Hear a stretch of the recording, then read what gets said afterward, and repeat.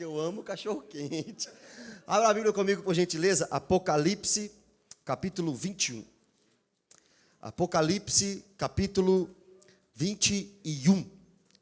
Irmãos, eu queria falar com vocês aqui nesta manhã sobre o novo céu e a nova terra. É para onde nós iremos. Glória a Deus. Uma palavra de graça, uma palavra de consolo. Irmãos, quem escreveu esse texto foi o apóstolo João, preso na ilha de Patmos. Todos nós sabemos da história. O apóstolo João, no final do primeiro século, era o único apóstolo vivo. Todos os outros já tinham sido assassinados por causa do evangelho. Domiciano era o imperador romano. E no final do primeiro século, por volta do ano 95, 96, Domiciano quer calar o apóstolo, quer terminar com o ministério do apóstolo. Então coloca João numa ilha chamada Mortal, ou então ilha de Patmos. E ali Deus dá a revelação das últimas coisas para João. Deus dá a revelação do Apocalipse. No capítulo 1 de Apocalipse, você vê o Cristo glorificado. A visão de João do Cristo glorificado. No capítulo 2 e 3 de Apocalipse, nós temos os destinatários iniciais desta carta. As igrejas da Ásia Menor, Éfeso, Esmirna, Pérgamo, Tiatira, Sardes, Filadélfia, Laodiceia. No capítulo 4, uma das visões mais lindas de todo o livro, a visão do trono de Deus. Aquele que estava sentado no trono é como jaspe, sardônio. Em volta dele, um arco-íris de esmeraldas, 24 anciãos, os anjos, as demais criaturas, os seres viventes, todos eles dizendo diante do trono para Deus: Santo, Santo, Santo, aquele que era, que é e que há de vir. No capítulo 5, talvez o mais importante para entendermos este livro, Deus Pai assentado em um trono. E o Cordeiro, que também é o leão da tribo de Judá, o nosso Senhor Jesus, o Deus Filho, olhando para o trono e pegando da mão de Deus Pai um livro. E este livro ninguém podia pegar, só Jesus. E este livro era atado com 7 selos. E a partir do capítulo 6, o Senhor Jesus vai desatando cada um desses selos, ou seja, colocando os planos de Deus em evidência e em voga nessa terra. O primeiro selo é o cavalo branco, o segundo selo, o cavalo vermelho, trazendo guerras à terra como sinais da segunda vinda de Cristo. O terceiro selo, o cavalo preto, trazendo fome à terra como sinal da segunda vinda de Cristo. O cavalo amarelo é o quarto selo, trazendo mortes por pestilências à terra, como sinal da segunda vinda de Cristo. O quinto selo são os mártires clamando por justiça debaixo do altar de Deus. O sexto selo, a segunda e gloriosa vinda do nosso Senhor Jesus Cristo. O sétimo selo, o juízo final. Só que entre o sexto selo e o sétimo selo, nós temos Apocalipse capítulo 7. E ali em Apocalipse capítulo 6, no final, no último versículo, a pergunta é: chegou o grande dia do Cordeiro? Chegou o dia da vinda? Chegou o glorioso dia? Quem é que pode ficar em pé? E a resposta é: aqueles que são selados, aqueles que são marcados, aqueles que têm o Espírito Santo neles. Por isso, os selados do Apocalipse. A partir do capítulo 8, essa história é repetida, conta-se novamente, só que agora através de trombetas. E você vê a primeira trombeta, a vegetação destruída em partes, águas salgadas destruídas em parte, águas doces destruídas em parte, o sol, a lua e as estrelas perdendo o seu curso natural, os demônios atormentando homens, quinta trombeta, demônios matando homens, sexta trombeta. E antes de chegarmos na sétima trombeta, temos Apocalipse 10 e Apocalipse 11. No capítulo 10, é João comendo um livro, igual Ezequiel fez. E era um livro amargo e doce, porque era a pregação do Evangelho, e a pregação do Evangelho salva, mas também condena. A pregação do Evangelho traz intimidade com Deus, mas também traz perseguição. Então é doce e também amargo. No capítulo 11, nós temos as duas testemunhas também pregando o Evangelho. No capítulo 12 em diante, o livro de Apocalipse vai mostrar para nós os inimigos do povo de Deus, o dragão, Satanás. A besta do mar, que é um sistema político contra o povo de Deus. A besta da terra, um sistema religioso contra o povo de Deus.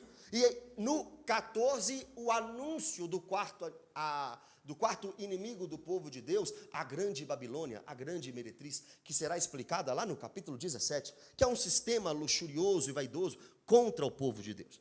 O capítulo 15 e 16 de Apocalipse mostram para nós essa história de novo, mas agora em forma de taças. úlcera nos homens, total destruição das águas salgadas, total destruição das águas doces, o sol queimando as pessoas, o trono da besta sendo destruído e os homens atormentados, a sexta taça do Apocalipse, o Armagedon, trazendo a segunda vinda de Cristo, a sétima taça do Apocalipse e o juízo final. Já expliquei o 17, dizendo que é a grande meretriz, um sistema que leva o sistema político contra o povo de Deus, é a vaidade, a soberba do coração do homem. No capítulo 18, meus irmãos, nós temos o anúncio da queda desta grande meretriz, e os reis, os governantes, os mercadores, lamentando porque agora os seus lucros e os seus bens estão destruídos. No capítulo 19, o convite à boda do Cordeiro. No 19, a partir do 11, a segunda vinda narrada mais uma vez. Jesus vindo em glória, com cabelo branco como a neve, seus olhos como chama de fogo, da sua boca sai uma espada afiada de 2 gumes, o seu pé é como bronze de latão reluzente, na sua coxa escrito Rei dos Reis e Senhor dos Senhores. A história se repete e conta-se novamente da primeira à segunda vinda de Cristo a partir do capítulo 20. No capítulo 20 de Apocalipse, você tem um tempo onde o evangelho está sendo pregado, anunciado, e os que morreram estão reinando com Cristo agora no céu. Mas depois disso, o juízo final. E logo depois do juízo final, a eternidade. Por que é que eu estou te explicando todo o livro de Apocalipse? Porque hoje o texto é sobre o novo céu e nova terra. Hoje o texto é sobre uma promessa, talvez a mais linda que temos. Só que não se engane e não pense que você pode chegar diretamente em Apocalipse 21, não tem jeito.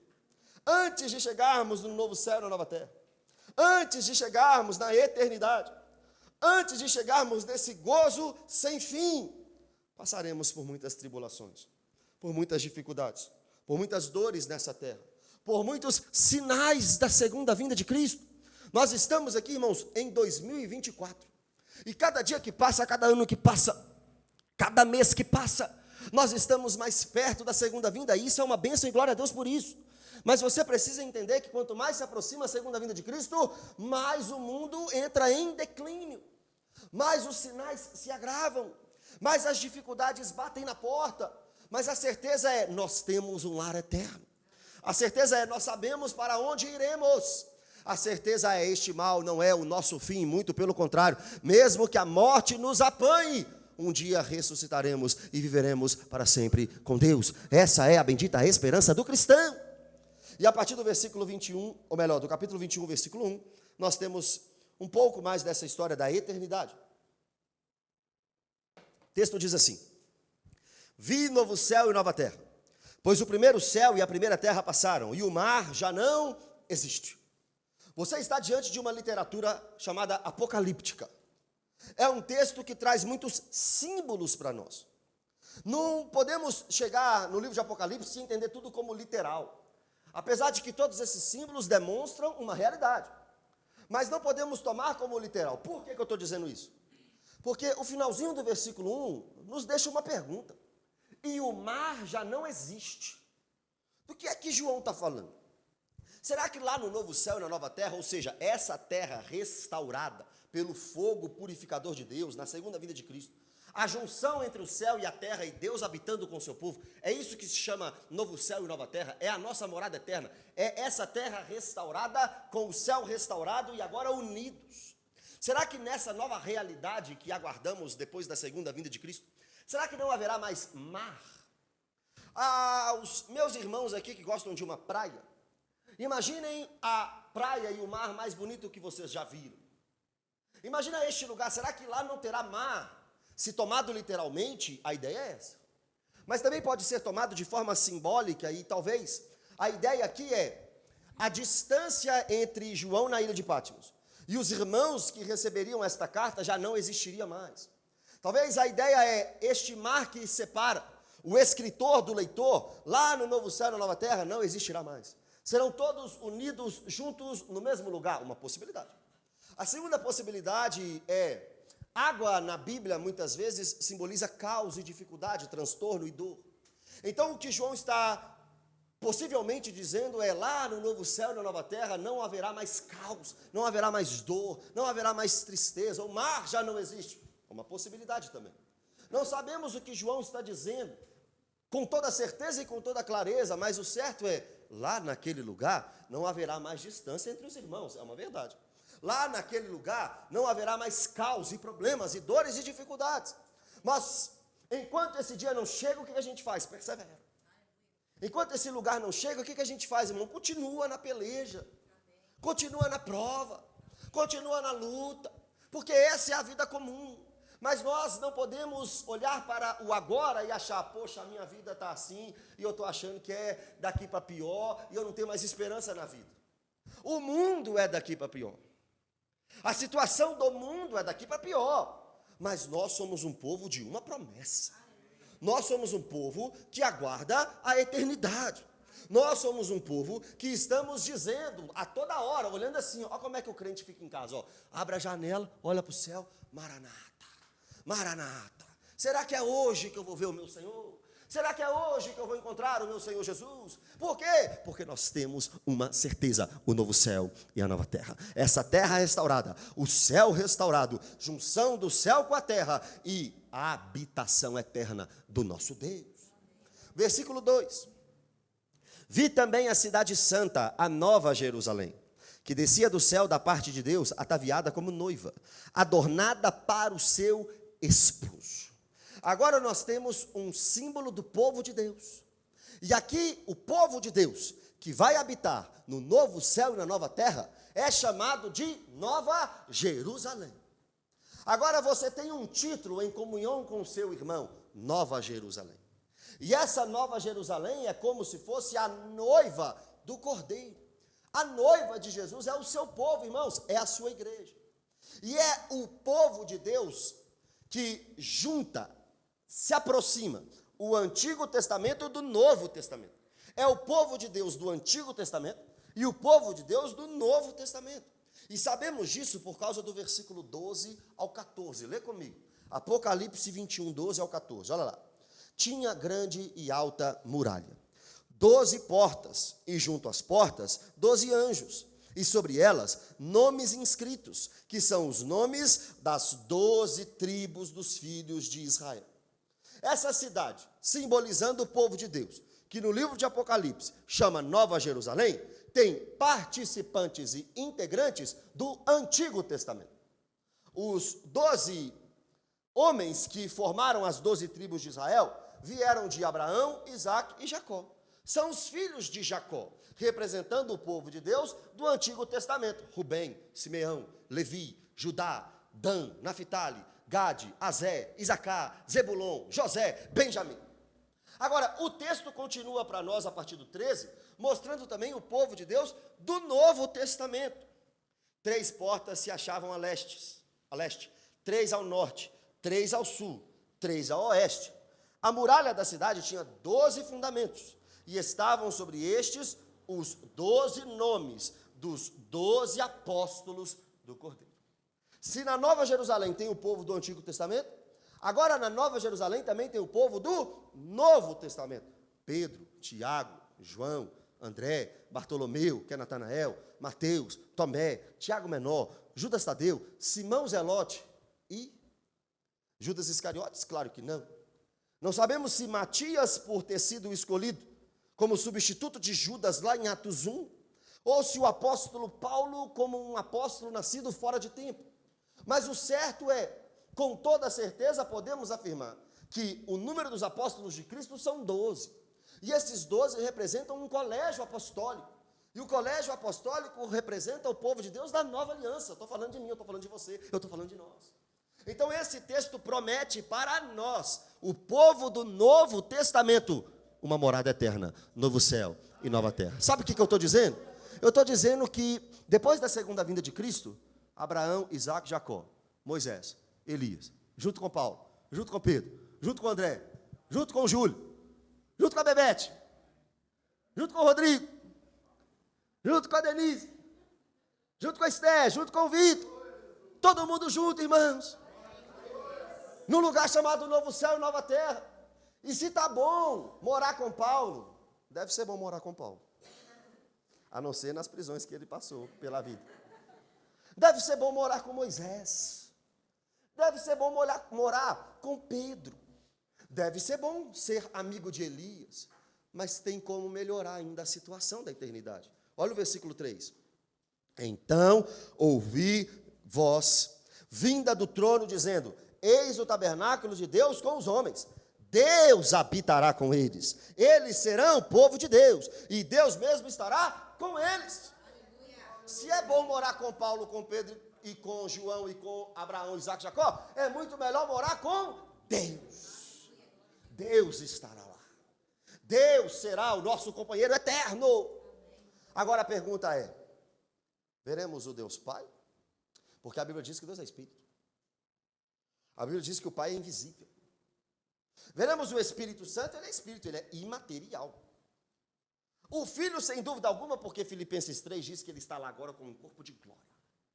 Jesus Cristo, veremos ele face a face. O Deus Filho. Mas e o Deus Pai? E o Deus Espírito Santo? Quem tiver essa resposta, por favor, pega aqui contexto bíblico que me mostra na Bíblia. Porque nós estamos diante da doutrina mais difícil de toda a teologia.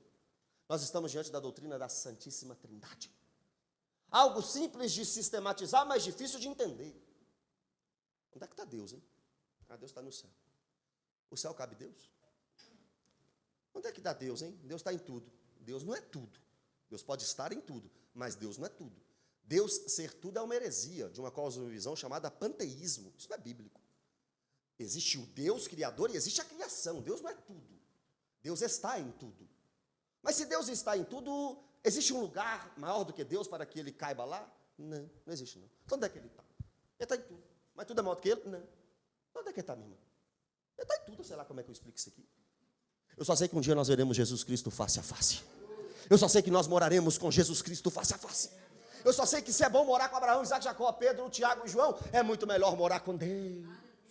Irmãos, presta atenção, no Antigo Testamento a presença de Deus se fazia presente no tabernáculo lá no deserto, depois no tabernáculo em Gilgal, depois no tabernáculo em Siló, depois no templo de Salomão. Depois Cristo vem e a sua presença se faz notória na terra. Ele sobe, envia o Espírito Santo, mas vai chegar um dia que essa presença será extremamente completa. Vai chegar um tempo em que não há divisão.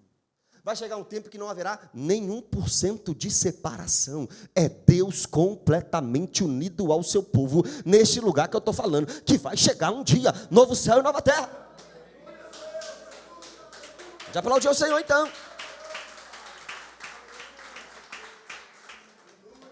Aí vem o versículo 4, irmãos. E o versículo 4 é uma promessa. E lhes enxugará dos olhos toda lágrima.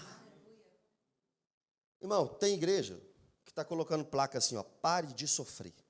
Entre aqui para você parar de sofrer. Mentira. Tem igreja que coloca assim: venha solucionar todos os seus problemas. Isso aqui não é baú da felicidade.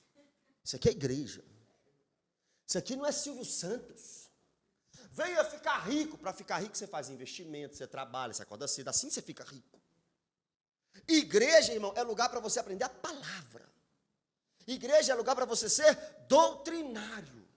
E por que é que eu estou falando isso? Eu estou falando isso porque tem certos pastores e pregadores prometendo o fim das lágrimas aqui, o fim do choro aqui, o fim do sofrimento aqui. Mas isso não é uma verdade bíblica. Irmão, enquanto estivermos com os pés nessa terra, pode preparar lenço, porque tem choro. E aí, tem crente que se acha mais espiritual do que o outro, e vê um irmão chorando e diz assim: não chora não, por que você está chorando? Deus já resolveu todos os seus problemas na cruz. Enquanto eu leio a Bíblia, e Paulo diz assim: é para chorar com quem está chorando. Enquanto eu leio a Bíblia, e Salomão disse: tem o tempo que é para chorar, e tem o tempo que é para sorrir. Não é para sorrir no tempo de chorar, irmão. Mas também não é para chorar no tempo de sorrir. É para ser realista. Eu estou triste? Então eu estou triste. Qual o pecado em ficar triste? Jesus disse: a minha alma está completamente angustiada. Jesus disse: o meu espírito está angustiado até a morte. Irmão, se você está no tempo de chorar, sabe o que você tem que fazer? Firme, ó Deus, está meu coração, firme nas promessas do Senhor. Eu continuo olhando para ti, assim eu sei que posso prosseguir. Agora, ó, E mesmo quando eu chorar, as minhas lágrimas serão para regar a minha fé e consolar meu coração. Pois o que chora aos pés da cruz, clamando. O que mais? De ti, Senhor, misericórdia, graça. Irmãos, eu não sou cantor, não. Tem cantor profissional aqui, tem ministro de louvor aqui, tem tudo aqui nessa igreja. Eu não sei cantar, mas eu estou querendo cantar. Eu estou querendo louvar. Porque um dia esse choro vai acabar. Mas enquanto ele não acaba, irmãos, é aos pés da cruz que a gente chora. Enquanto não acaba, é aos pés da cruz que a gente se lamenta diante de Deus. Agora olha isso. Olha isso para você, Thaís, ó. Não estou brincando, é para você. Olha aqui, ó. E a morte já não existirá. Já não haverá luto, nem pranto, nem dor, porque as primeiras coisas passaram. Uma semana atrás, a Thaís estava enterrando o seu irmão, que faleceu em um acidente de moto, uma tragédia, numa BR. Estava lá chorando. Fui lá visitar ela chorando. Louvou aqui chorando, eu vi. Estava aqui cantando deserto e chorando, não conseguia cantar. O que eu faço? Thaís, para de cantar. Thaís, fica em casa. Thaís, vem para cá chorar, Thaís. Mas um dia não haverá mais luto. Irmãos, você vai perder parente. Eu vou perder parente. Eu já perdi minhas duas avós, já perdi meus dois avós, já perdi tio, não sei quantos. Eu estava no velório. Esses dias eu fui em 2 velórios. Meu irmão, a sua cunhada. Fui no velório da cunhada do meu irmão, do Anderson.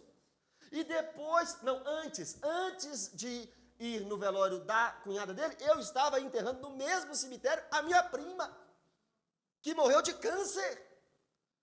E a cunhada dele também morreu de câncer. Que dia foi, irmão? Terça? Segunda-feira. Segunda-feira agora. Foi terça-feira, né? Terça-feira. Irmão, perceba comigo, nós estávamos ali no pranto, no choro. Eu saí do velório da minha prima, falei assim, deixa eu ir para o próximo velório. Parece brincadeira, mas não é não. Irmãos, e depois eu pensando, mas um dia isso vai acabar. Nós cremos, somos cristãos. Nós cremos numa doutrina chamada ressurreição. Você pode morrer hoje, amanhã, daqui um mês. Irmãos, não é o fim. Um dia seremos ressuscitados para morar nesse lugar aqui, novo céu e nova terra. E se você ainda não acredita nisso, olha o versículo 5. E aquele que está sentado no trono disse, eis que faço novas todas as coisas. E acrescentou, escreve, porque estas palavras são fiéis e verdadeiras. Quem está falando isso aqui não é o Mateus. Quem está falando isso aqui não é João. Quem está falando isso aqui não é o anjo que levou a revelação a João. Quem está falando isso aqui é Jesus. Como é que eu sei que é Jesus? O 6. Disse-me ainda, tudo está feito. Eu sou o alfa e o ômega, o princípio e o fim. Eu, Jesus, a quem tem sede, darei de graça da fonte da água da vida. Isso é uma promessa do Todo-Poderoso. O Todo-Poderoso está dizendo, agora tudo está feito, ou seja, tetelestai completo. Tudo está consumado de forma completa. Lá na eternidade, no novo céu e na nova terra, é só lá que não haverá mais choro, irmão. É só lá que não haverá mais pranto. É só lá que não haverá mais tristeza. Segura a onda, espera mais um pouquinho. Espera mais um pouquinho, porque está chegando. Versículo 7. O vencedor herdará estas coisas. Eu lhe serei Deus e ele me será filho. O vencedor herdará estas coisas. Enquanto não chega estas coisas, eternidade, o que a gente faz? Como a gente é nessa terra? Pedro nos ensina. O autor aos Hebreus também nos ensina. Somos peregrinos e forasteiros. Errantes nessa terra. Por que é que desesperamos para acumular as coisas nessa terra se somos peregrinos? Eu quero porque eu quero isso. Eu quero porque eu quero aquilo. Eu quero aquilo ali. Eu vou ansiar a minha vida só em prol daquele objetivo. Louco. Essa noite te pedirão a tua alma. E o que tens preparado, para quem será? Tem gente aumentando o celeiro, aumentando o celeiro, aumentando o celeiro, e não sabe que a morte pode estar na sua porta. E não sabe que pode ir embora hoje ainda. Jesus está dizendo aqui, lá na eternidade, vocês serão herdeiros de tudo isso. Não há pecado em ser rico, há pecado em querer ser rico de forma ambiciosa e amar ao dinheiro. Isso é pecado. E a linha é muito tênue. A linha é muito tênue entre amar o dinheiro e ter o dinheiro. Cuidado com isso. Cuidado. Porque Jesus disse que a riqueza do homem não consiste nos bens que ele possui. E você um dia vai embora e tudo vai ficar para ser brigado, para ser disputado por herança, por filhos, por netos, por primos. Irmão, eu estou caçando tesouro no céu. Até porque eu não tenho tesouro na terra. Mas um dia eu terei tesouro do céu. A eternidade. Nós seremos herdeiros. Herdeiros. Agora pula comigo, por gentileza, para o capítulo 22, versículo 1.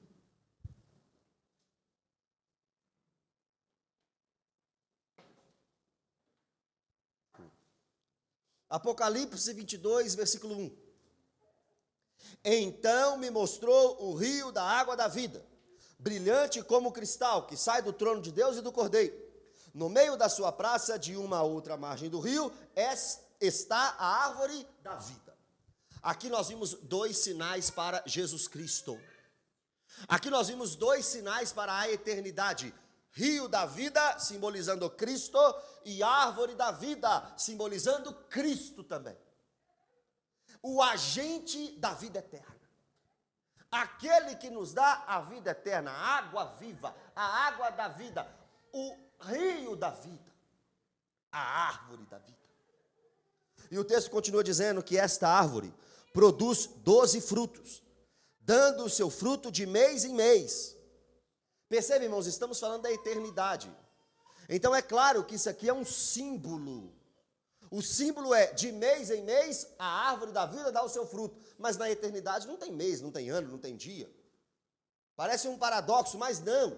É uma literatura simbólica te mostrando que os benefícios da árvore da vida estarão sempre disponíveis, sempre disponíveis, sempre disponíveis. E o texto continua dizendo, e as folhas da árvore são para a cura dos povos.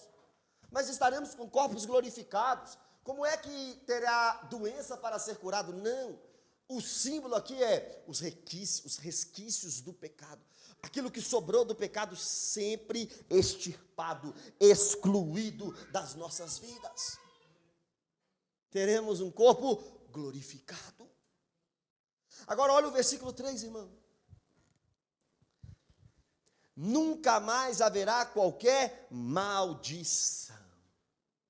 Lá no Éden, a terra foi amaldiçoada, espinhos e abrolhos. Lá no Éden, a mulher foi amaldiçoada, dor de parto. Lá no Éden, um homem foi amaldiçoado, do suor do seu rosto você vai comer o seu pão. Lá no Éden, a serpente foi amaldiçoada, vai rastejar pelo resto da vida. Mas o fim de toda e qualquer maldição é lá no novo céu e na nova terra. Não haverá uma terra produzindo espinhos e abrolhos, tudo será extremamente perfeito. Mais uma vez, pensa no lugar que você já foi, mais bonito do mundo que você já foi. Agora imagina esse lugar sem pecado, sem mancha, sem mácula, restaurado pela presença de Deus. Será muito mais bonito, muito mais belo. Nela estará o trono de Deus e do Cordeiro. Agora, ó, os seus servos o servirão. Você está achando que você está indo para uma nuvem, para um anjo passar de vez em quando, sei lá, deitado, e colocar uma uva na sua boca? Você está enganado. Porque lá o texto está dizendo que nós serviremos a Deus. Seremos servos dentro deste reino eterno. Irmão, nós estamos aqui, culto de mulheres, não vem. Culto de oração, não vem. Servir no kids, não quer. Servir no louvor, hoje nem. Estudar para pregar, não quero nem. Evangelismo lá em Santa Luzia, não vou nem. O que você vai fazer no céu? Se você não serve a sua igreja local, você vai servir no céu. Se você não tem um coração de servo aqui, você vai fazer o que lá, irmão? Lá é só para quem tem coração de servo. Lá é só para quem quer servir o próximo e principalmente servir a Deus. Então, se você quer ir para lá, começa treinando, servindo aqui. Sirva o seu irmão, sirva a sua igreja, sirva a sua família, sirva o seu parente, sirva o seu pastor, seja servido por ele, seja servido pela sua igreja. Venha viver a comunidade, porque lá nós serviremos a Deus. E o versículo 4 me promete mais intimidade com Deus. Contemplarão a sua face, e na sua fronte está o nome dele. Será revelado algo maior do que já temos sobre a pessoa de Deus. Então já não haverá noite, nem precisam eles de luz de candeia, nem da luz do sol, porque o Senhor Deus brilhará sobre eles, e reinarão pelos séculos dos séculos. A promessa é linda, a promessa é maravilhosa, mas infelizmente não é para todos. Porque o versículo 11 diz assim, do capítulo 22, continue o injusto fazendo injustiça. Continue o imundo ainda sendo imundo. Irmão, presta atenção. Tem gente que acha que Jesus está lá de joelhos, implorando para você aceitar ele. Tem gente que acha que Jesus está implorando para que você dê uma oportunidade para ele, irmão. Não é assim que acontece. Ele não tem prazer na morte do ímpio. A Bíblia diz que ele quer que o homem se salve, é uma realidade. Mas se não vier, irmão, ele continua sendo Deus. Se não quiser a ele, irmão, ele continua recebendo toda a honra, toda a glória e todo o louvor. Não é ele que precisa de você, é você que precisa dele. É ele que te dá uma chance. A Bíblia diz que você só ama ele porque ele te amou primeiro. A Bíblia diz, não fostes vós que me escolhestes, muito pelo contrário, eu escolhi a vós outros. Irmão, esse Deus fantasiado não é o Deus da Escritura. O Deus da Escritura é o Todo-Poderoso, o Alfa, o Ômega, o princípio e o fim. E esse Deus Todo-Poderoso está dizendo assim, continue o imundo, se sujando. O fim está chegando, não querem, continue o imundo, se sujando cada dia mais. E o crente, o justo, continue na prática da justiça, e o santo continue a se santificar. Irmão, perceba, a marca de um verdadeiro cristão é busca por santidade 24 horas por dia. Como é que eu sei que eu estou indo para o céu? Uma vida de santidade. Não é a vida de santidade que te leva para o céu. A vida de santidade evidencia que você está indo para o céu. O que te leva para o céu é a graça mediante a fé. Isso te leva para o céu, tão somente isso. Mas quem passou pela graça mediante a fé, anda em santidade. 1 João capítulo 3, versículo 6. Quem conhece a Deus não vive pecando. Quem vive pecando não conhece a Deus, nem nunca o conheceu. Romanos capítulo 6, vai falar que está na graça. E por causa disso, vai viver pecando? Pelo contrário, quem passou pela graça já morreu para o pecado. 1 Pedro, sede santo, porque aquele que te chamou é santo. A santidade sem a qual ninguém verá a Deus. O que é ser santo? Ser santo é viver separado para um propósito, glorificar e exaltar o nome do Senhor Deus. E o texto continua dizendo, eis que venho sem demora. Parece que está demorando? Não está não. 2 Pedro nos explica isso, um dia é como 1000 anos é como um dia. E Jesus está falando para nós nessa manhã, eis que venho sem demora. Lembra das virgens, prudentes e as nécias? 5 eram prudentes, tinham azeite na botija. As 5 eram nécias, não estavam esperando o noivo como deveriam esperar. Agora aquela que tinha azeite na botija entrou na casa com o noivo. Vocês entraram ali, estava escrito assim, Assembleia de Deus ou Batista da Lagoinha? Batista da Lagoinha, mas vamos fingir que estamos na Assembleia. Vira para o irmão e fala assim, tem azeite na botija? Tem azeite na botija? Vocês estão esperando ao Senhor Deus? Vocês ainda estão aguardando o Maranata? Vocês ainda estão ansiando pela segunda vinda de Cristo? Eis que venho sem demora. O rei está voltando.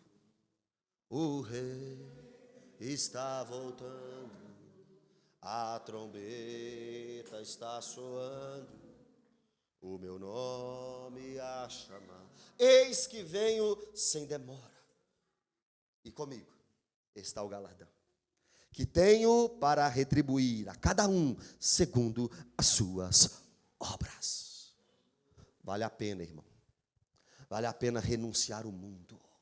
Vale a pena renunciar esse sistema. Mesmo que eu perca tudo, vale a pena. Vale a pena abrir mão dos desejos da carne, desejos dos olhos, soberba da vida. Vale a pena. Vale a pena porque quando ele vier tem galardão. Galardão é recompensa, é pagamento pelo trabalho, é salário. Tem recompensa para quem aguarda a segunda vinda de Cristo. Olha Paulo, nesse mesmo assunto em 2 Timóteo. Quanto a mim, já estou sendo oferecido por libação, e o tempo da minha partida é chegado. Combati o bom combate, encerrei a carreira, guardei a fé. Desde já a coroa da justiça me é guardada, a qual o Senhor, reto juiz, me dará naquele dia. E não somente a mim, mas a todos quanto amam a sua vinda. Todo domingo estaremos aqui dizendo, vem Senhor Jesus. E se Ele não vier até domingo que vem, vem Senhor Jesus. E se Ele permitir que a gente passe a virada de ano aqui, nós vamos passar a virada de ano aqui, mas nós vamos passar a virada de ano dizendo, Maranata, vem Senhor Jesus. Irmãos, essa tem que ser a nossa maior busca. Só que o dia a dia ofusca isso, apaga isso. Nós estamos tão agitados e tão ocupados, que nós esquecemos que Cristo está às portas. Deixa de lado, como a Bíblia diz, todo o embaraço. Paulo diz que quem está correndo uma carreira, um obreiro de Cristo, ele não fica preso às coisas deste mundo. Tira o embaraço, irmão, para que você possa vislumbrar perfeitamente o novo céu e a nova terra, a eternidade que está diante de você. E perceba, cada dia que passa, está mais perto. Cada dia que passa está mais perto. Cada dia que passa está mais perto da sua morte. Cada dia que passa está mais perto da segunda vinda. Cada dia que passa está mais perto do juízo. Cada dia que passa também está mais perto da ressurreição. E cada dia que passa está mais perto do novo céu e da nova terra. Fique em pé no seu lugar.